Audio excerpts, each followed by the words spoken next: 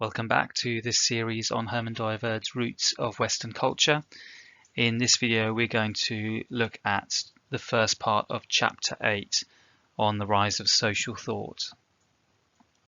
Having explored the Romantic reaction to the French Revolution in Chapter 7, Dooyeweerd begins Chapter 8 by introducing a new stream of thought, which he describes as reacting with cynical criticism to the ideology of the French Revolution, while also being quite distinct from Romanticism and freedom idealism, which had clothed themselves in Christian garments. This new movement of so-called positive philosophy, which called for an exact investigation of brute social facts free of idealistic prejudice, was the birth of modern sociology. Dooyeweerd's aim here is to challenge the claim to an unbiased account of the social facts themselves by situating this new stream of thought within the religious ground motive of humanism. Humanist theory and ideology, Dooyeweerd writes, continually attempted to present a view of social reality as an unbiased account of the social facts themselves. In reality, however, this approach was strictly determined by the religious ground motive of humanism. Dooyeweerd notes that up until this point, reflection on social reality had always been treated within the framework of political theory, within which there were two main trends: an empirical tendency focused on factual social phenomena, and a more a priori tendency based on the natural law tradition, which attempted to construe and justify all social bonds in terms of a social contract between individuals. The historical school took the first step away from the political theory approach by understanding the various aspects of society and culture in terms of a mutual historical coherence as expressions of the same historical national character or spirit of a people. The appreciation for the unique historical facts helped hide the reality that this approach, while opposing the a priori and unhistorical approach of natural law, was nevertheless based on an absolutization of the historical aspect of reality. This is because many were willing to accept that its starting point in a concrete national community was a comprehensive social entity, was adequate to explain language, law, morals, economics, and so forth as merely dependent aspects. That behind this was the thesis that the national community itself is also a phenomenon of purely historical development was not clearly seen for the problematic reduction that it was.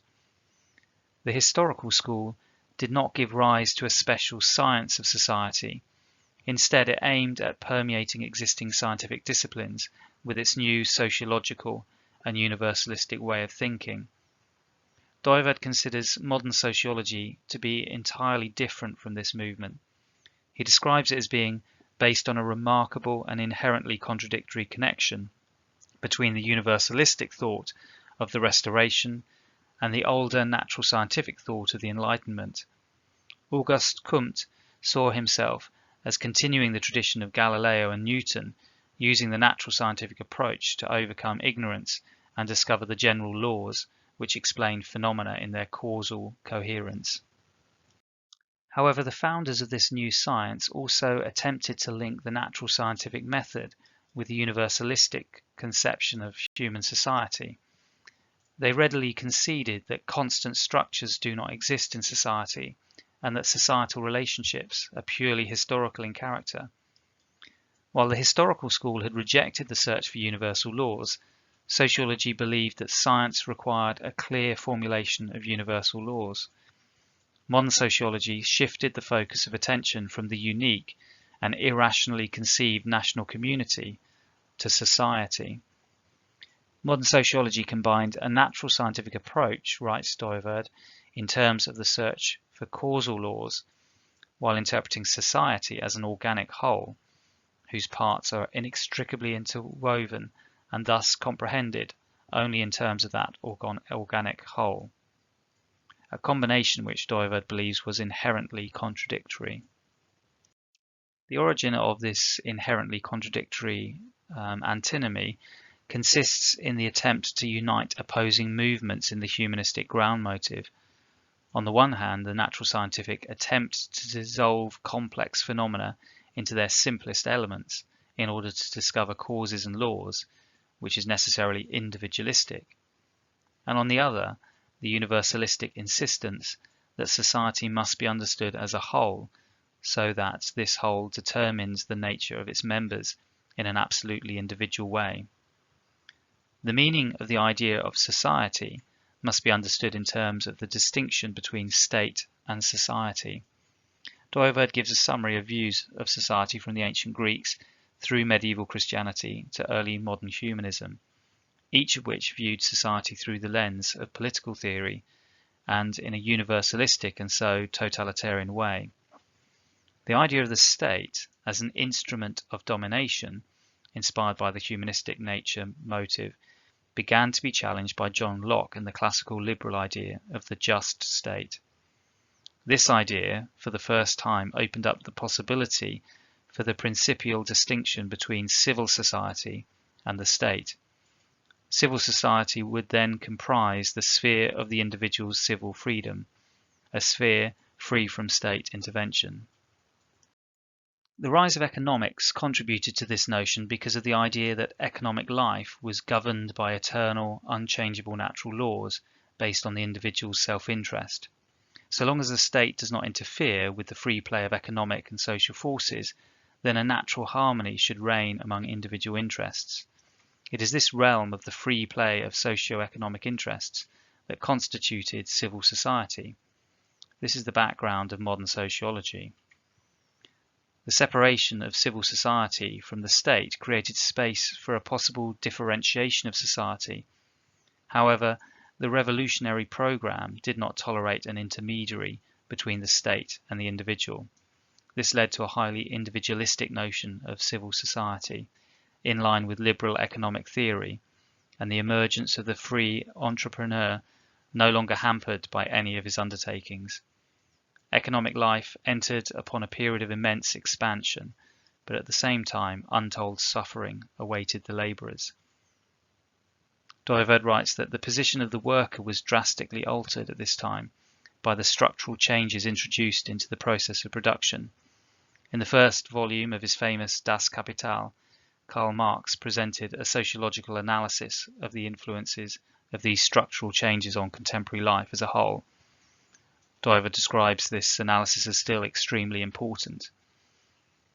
The older medieval system of guilds did not allow for this kind of economic expansion and involved many restrictions. It systematically prevented the intervention of merchant capital and would not allow labour to be treated as a commodity.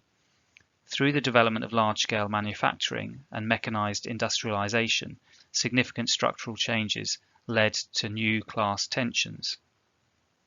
Again, Dooyeweerd writes, the class conflicts occurred between the urban labour proletariat, which was the victim of limitless exploitation, and the entrepreneur who owned the capital. The individualistic structure of civil society had indeed debased labour to a commodity, and the new forms of production had enormous repercussions within the liberal system of uninhabited competition, against which the goodwill of a solitary entrepreneur was entirely powerless.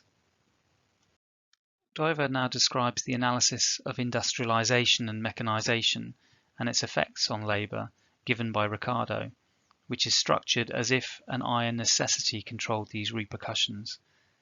This analysis provided a basis for modern sociology to develop a positivistic foundation in accordance with the model of the natural sciences. The positivistic foundation was one where civil society displayed an economically qualified structure, and the civil legal order with its basic principles of freedom and equality seemed to be but a legal cover for the deathly class struggle waged in society. This view also set the stage then for a critique of the state. Instead of viewing the state as the total community embracing the whole of society, it could see society as the whole, and the state, instead, as a political instrument of domination used by the ruling class for the suppression of the working class. The French founders of modern sociology had created an intellectual apparatus that allowed for a scientific analysis of the social facts and a critique of the ideologies that had served to conceal these facts and the laws which govern society.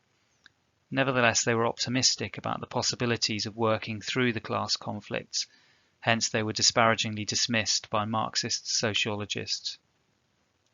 Another important background was the work of Saint-Simon, who took forms of property and so the rise and development of social classes to be key to the entire development of human society. He pointed out that between 1789 and 1815 there were 10 different constitutions in France, while society did not change so rapidly. He concluded that constitutional frameworks could not possibly form the heart of social life. His analysis of French history attempted to explain the significance of class formation as the real causal force in the entire development of social institutions. This approach was developed under the inspiration of the natural scientific method. However, there is also in Saint-Simon a contradictory tendency according to Dooyeweerd. He also viewed societal development in terms of the history of ideas and worldviews. This is explained by the influence of the humanistic freedom motive. On this basis, he believed that the society of the future would be entirely dependent upon a prior breakthrough of positive sociology and its proclaimed ideas.